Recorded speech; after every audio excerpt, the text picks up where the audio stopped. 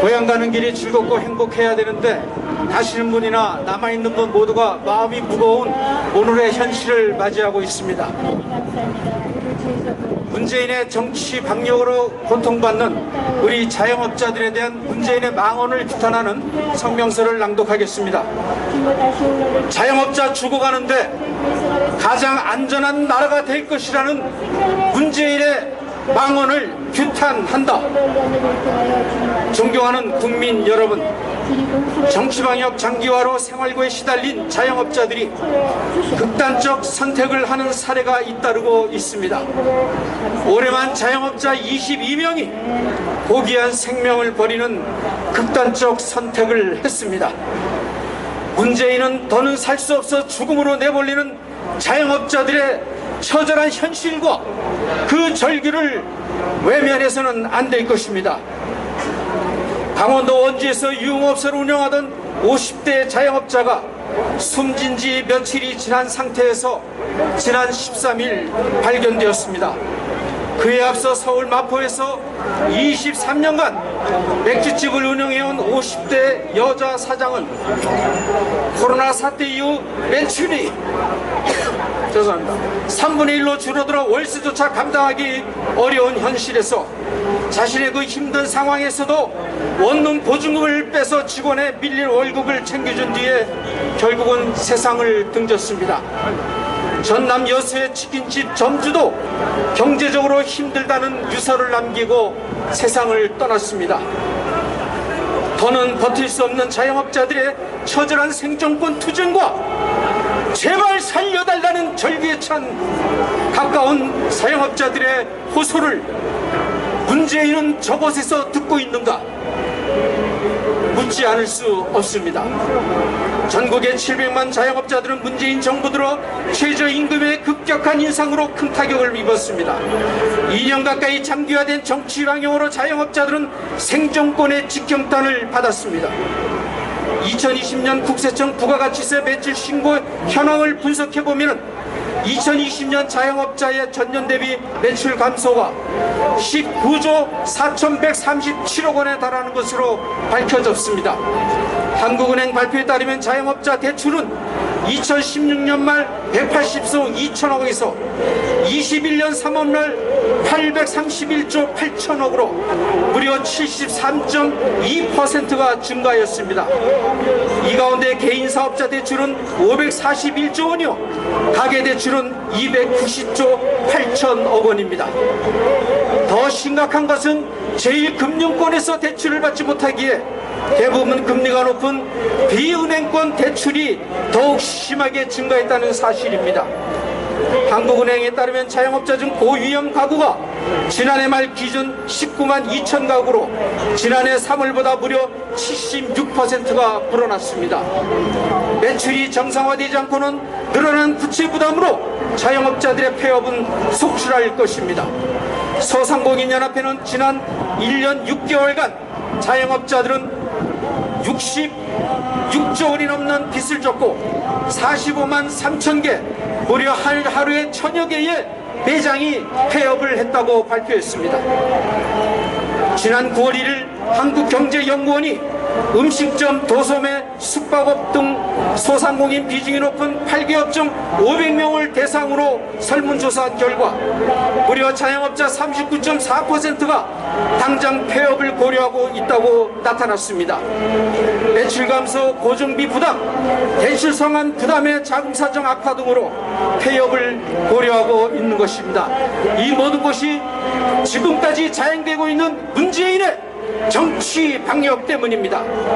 폐업을 고려 중인 자영업자의 경우에 지금과 같은 상황이 앞으로 가속된다면 3개월 이내에 폐업할 수 없다는 반응이 33%로 가장 높았고, 예상 폐업을 앞으로 3년에서 6개월 뒤로 본 자영업자가 32%, 6개월에서 1년 이내로 본 업체도 26.4%에 달한 거로, 이대로 간다면 1년 이내에 폐업할 것으로 보는 자영업자가 전체의 91.4%에 달하는 것입니다.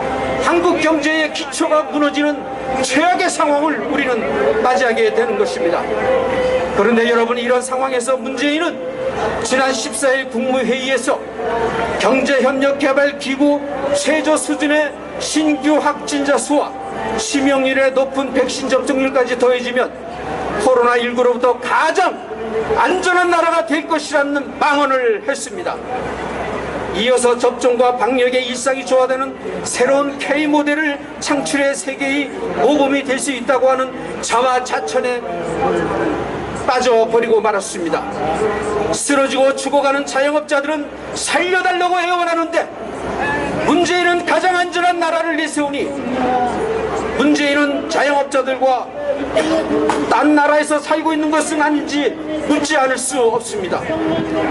문재인은 지난 6월 17일에도 109차 국제노동기구 총회 기저연설 영상에서도 장시간 노동을 개선하고 최저임금을 과감하게 인상해 소득주도 성장을 포함하는 포용적 성장을 추구했다고 강조했습니다. 그러면서 일자리 회복은 시장 기능에 맡겨서는 풀 수 없는 거라며 취약계층에게 일자리 계층을 제공하고 있으며 공공부문의 버팀목이 되도록 노력하고 있다고 그렇게 자랑을 했습니다. 참으로 분통이 터지는 일입니다. 참담한 실패로 끝난 소주성을 다시 부각시키며 자화자찬하고 이번에는 제발 살려다는 자영업자들의 절규에도 불구하고 가장 안전한 나라를 운운하는 문재인은 분명 딴 나라의 대통령입니다. 이런 문재인의 망언을 규탄하며 국민의 이름으로 탄핵합니다. 존경하는 국민 여러분, 무능한 대통령은 국민들이 먹고 사는 문제로 목숨을 포기하게 만듭니다. 문재인의 무능이 코로나 4차 대유행을 불러왔습니다. 백신 공급 일정도 약속한 대로 이루어진 적이 없었지만은 국민 앞에 단 한 번 사죄한 적도 없었습니다. 정치방용으로 국민의 소통을 막고 자영업자들을 한계 상황으로 내모는 문재인은 오직 돈을 푸는 일로만 정권에 대한 비난을 막고 정권의 위기를 피해가고 있습니다. 문재인은 국민에게 단 한 번 제대로 반성을 하지 않았습니다. 장기화된 정치방용으로 매출 급감과 위험한 대출 부담, 그리고 생활고로 한계 상황에 달한 자영업자들의 제발 살려달라는 처절한 아우성에도 불구하고 문재인은 아무런 대책도 내놓지 않고 청와대에서 현실과 동떨어진 이야기로 국민의 속을 뒤집어 놓고 있습니다. 실패한 정책을 고수하면서 자영업자들의 몰락을 지켜만 보고 있는 문재인은 참으로 무능한 자입니다. 이런 문재인을 이대로 둘 수 없습니다. 국민의 이름으로 탄핵하고 반드시 정권 교체를 이루어 심판할 것입니다. 우리 국민혁명당은 문재인에게 경고합니다. 문재인은 더 이상 자영업자들의 비극을 외면하지 말고 자영업자를 죽이는 정치 방역을 즉각 포기하라. 문재인은 정부의 잘못된 판단을 인정하고 의미 없는 현금 살포를 중단하고 정치 방역으로 인한 자영업자들의 손실을 피부로 느낄 수 있을 정도로 보상하는 중장기 대책을 마련하라. 영업 제한 조치도 업종별 세분화하여 획일적인 영업시간 제한과 사적 모임 인원 제한도 과학적 통계를 토대로 개선할 것을 촉구한다. 존경하는 국민 여러분, 추석을 맞이하여 고향 가는 길이 즐거워야 하는데 자영업자들의 고통을 생각하면 마음이 무겁고 안타깝습니다.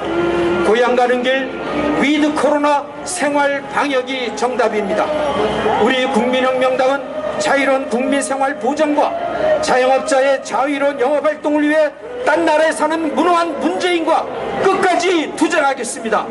국민혁명당은 국민 여러분에게 희망을 선물을 할 것입니다. 추석 한가위 잘 보내십시오. 감사합니다. 2021년 9월 18일 국민혁명당.